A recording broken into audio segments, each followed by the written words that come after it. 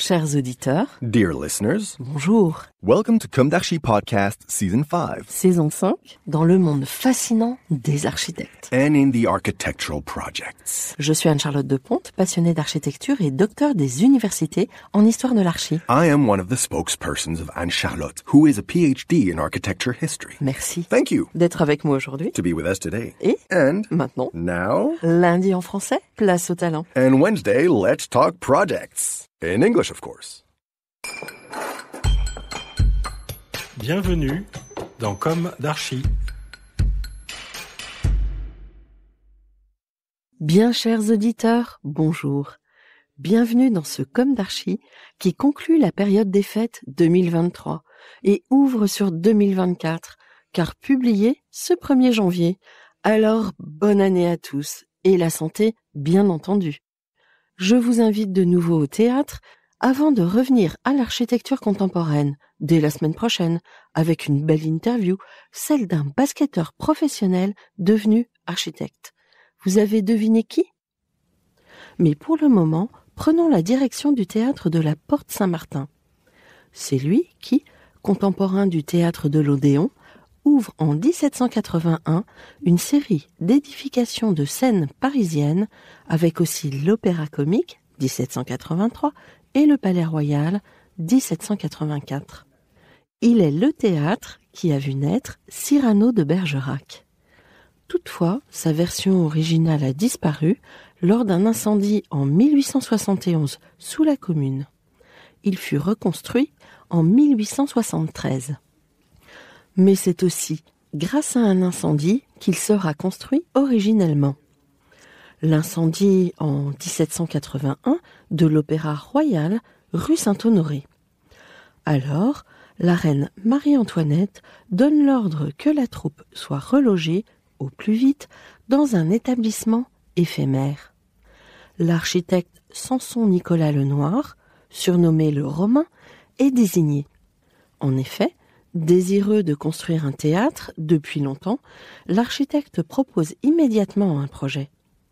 Dans les 2 jours qui suivent le sinistre, il présente les plans d'une nouvelle salle provisoire et met à disposition un terrain entre la rue de Bondy et la porte Saint-Martin, dont il est propriétaire avec ses associés, Kornmann et Riboutet. L'accord du roi Louis XVI est soumis à condition que l'édifice soit construit en 75 jours ou 86 jours selon les sources. Pour respecter la décision du roi, l'architecte mobilise des centaines de compagnons et de corps de métier. Le chantier Marathon débute le 26 août 1781. Les équipes travaillent jour et nuit. Le 26 octobre, en présence de la reine, le théâtre est inauguré. La salle est vaste et compte plus de 1000 places. La scène est aussi ample, avec aujourd'hui une ouverture de 11 mètres et un plateau de 22 mètres de large, avec une profondeur de 16 mètres 50 et une hauteur sous grille de près de 20 mètres. Les cintres sont composés de plusieurs étages où l'on accède par un escalier en bois. Il faut souligner que l'architecte des origines, surnommé le Romain et qualifié de néoclassique, est connu pour son efficacité. Il se livre d'ailleurs à plusieurs opérations immobilières, essentiellement dans le quartier d'Aligre et au faubourg Poissonnière. Au cours de sa carrière, il construit, entre autres, et aussi le marché d'Aligre, l'abbaye Saint-Antoine, l'hôtel de Sectré, l'hôtel Benoît de Saint-Paul, un immeuble de rapport boulevard du Temple, un immeuble de rapport place de la Bourse. Si le théâtre est livré dans les délais, l'inquiétude demeure quant à la solidité de cet édifice érigé dans des délais si courts. Il aurait accueilli, lors de la représentation inaugurale le 25 octobre 1781, gratuite, en l'honneur de la naissance du dauphin, environ 6000 personnes, pour un dimensionnement plus de 3 fois inférieur. Les normes de sécurité d'aujourd'hui étaient bien loin à l'époque. Alors qu'une file gigantesque s'allonge devant le théâtre, les marches du grand escalier sont encore en train d'être posées. Les ouvriers sont, paraît-il, épuisés. Pour les motiver, un louis d'or est posé sur chacune des marches. À cette occasion, une tragédie lyrique, Adèle de Ponthieu, de Jean-Paul-André Razin, sur une musique de Niccolò Piccini, est donnée. Le danseur Auguste Vétris se produit sur scène en présence de la reine Marie-Antoinette elle-même.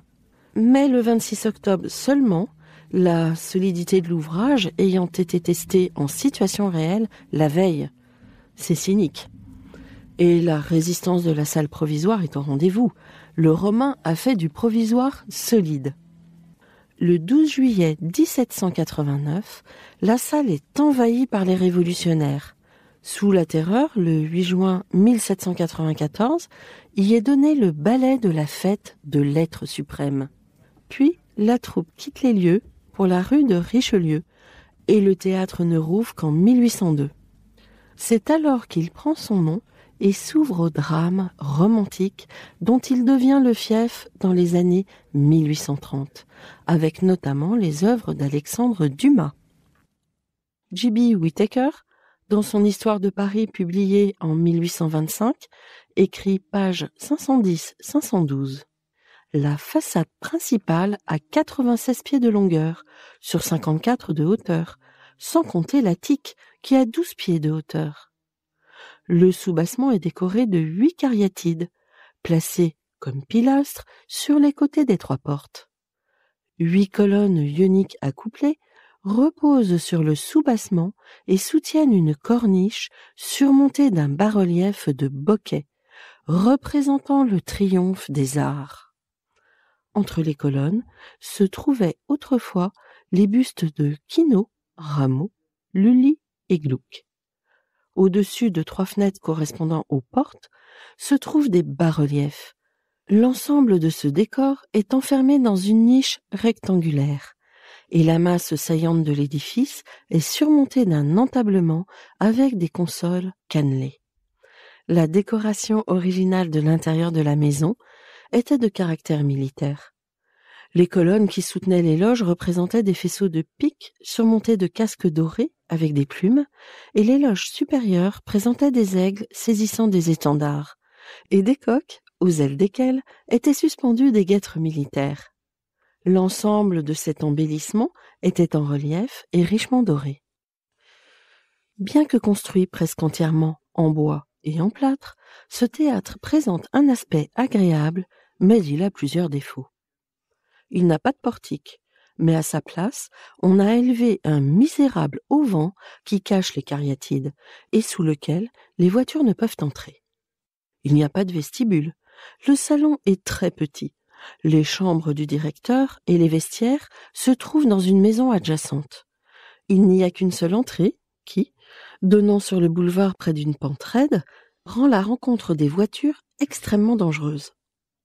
En revanche, il dispose d'un vaste espace, sous la scène, pour les appareils indispensables au mélodrame, et il est bien pourvu en décoration et en machines. Fin de citation. On peut dans ce texte repérer le glissement du classique au style empire, et aussi les problèmes d'usage, altérant l'expression architecturale et décorative de l'édifice. Mais le 25 mai 1871, le théâtre est incendié pendant la Commune de Paris, et l'on comprend bien pourquoi. Les cartes sont à nouveau rebattues. Le théâtre est reconstruit par l'architecte Oscar de la Chardonnière. La façade est sculptée sur un nouveau registre par Jacques-Hyacinthe Chevalier, spécialiste de la question. Masque, tête, portrait en médaillon et figure de fronton symbolisant la tragédie, le drame et la comédie. Les 4 figures d'Atlante du rez-de-chaussée donnent une note solennelle à l'entrée du théâtre. La nouvelle salle est inaugurée le 28 septembre 1873. Des pièces nouvelles y sont jouées. Cyrano de Bergerac, Les 2 orphelines, Les Misérables, Théodora, Chanteclair. La grande Sarah Bernhardt y triomphe. Sa façade reconstruite est toutefois d'une grande simplicité. Le rez-de-chaussée est percé de 5 portes, dont 3 donnent accès au vestibule. Réouvert le 27 septembre 1873 avec la reprise de Marie Tudor de Victor Hugo, le théâtre subit, au cours des années suivantes, de nombreuses modifications, extérieures et intérieures, au gré des consignes de sécurité. En témoigne une maquette d'Henri Schmitt conservée au musée d'Orsay. Je cite: « La première des transformations est apportée à la façade par l'adjonction d'une marquise en 1887. En effet, la commission de sécurité des théâtres s'inquiète des risques encourus par le public en cas d'incendie. Elle ordonne dès lors de prévoir des terrasses ou d'en ajouter afin de faciliter l'accès au dehors. » Puis, un rapport de Charles Garnier, l'architecte de l'Opéra de Paris, démontre l'inanité de cette mesure. Le théâtre de la Porte Saint-Martin décide donc de créer un jardin d'hiver. La terrasse est alors clôturée par une véranda de métal et de verre, couronnée d'une coupole en zinc, ornée de gros cabochons de verre colorés dans un style mêlé d'influences orientales. La véranda est exécutée en 1891 et disparaît en 1897. Cette maquette exceptionnelle, si précise dans tous les détails d'ornementation et de ferronnerie, permet de penser qu'il s'agit peut-être d'un modèle destiné à être présenté devant la commission des théâtres. Si le théâtre de la Porte Saint-Martin est toujours en activité aujourd'hui, il a été considérablement modifié intérieurement et extérieurement en 1930. La marquise et cette spectaculaire véranda ont disparu, rendant à la façade sa sobriété. Fin de citation. Les 4 Atlantes intemporelles, qui accueillent aujourd'hui les spectateurs à l'entrée, semblent porter le premier étage et les 4 fenêtres centrales. Comme les théâtres new-yorkais, ils possèdent des escaliers extérieurs, permettant d'accéder au toit et d'où la vue sur Montmartre est, paraît-il, magnifique. Mais cet accès est interdit au public, car jugé extrêmement dangereux. À l'intérieur et au 4e étage, dit le paradis, les bancs de bois sont, paraît-il, d'origine. Mais quelle origine? On imagine celle du théâtre reconstruit. La question reste ouverte. Ils donnent une idée de la façon dont les premiers spectateurs pouvaient apprécier le spectacle de haut, serrés entre eux, et surmontant le sentiment de vertige. Pour certains spectacles, qui se jouent à guichet fermé, et parce que la mise en scène ne nécessite pas une parfaite visibilité, le théâtre continue de vendre ses places, comme pour le spectacle de Fabrice Lucchini par exemple. Quant aux programmations, le théâtre a su ouvrir son répertoire. Il a abrité les représentations de la Cage aux Folles et s'attache à son répertoire éclectique à l'image de son architecture, qui a, par la force des choses, constamment évolué dans le temps. Saviez-vous que 2 Sardou ont traversé l'histoire de ce théâtre? L'un, l'auteur, et l'autre, le chanteur, originaires tous les 2 du Midi, mais pas de la même famille. Avis aux Juliettes, allez, un peu d'humour et de légèreté, à ne pas confondre avec l'oisiveté. Je crois que nous en avons bien besoin aujourd'hui de l'humour. Je vous en souhaite plein pour 2024. Chers auditeurs, merci pour votre écoute. Rendez-vous dès la semaine prochaine pour la reprise de nos interviews, et d'ici là, prenez soin de vous. Au revoir.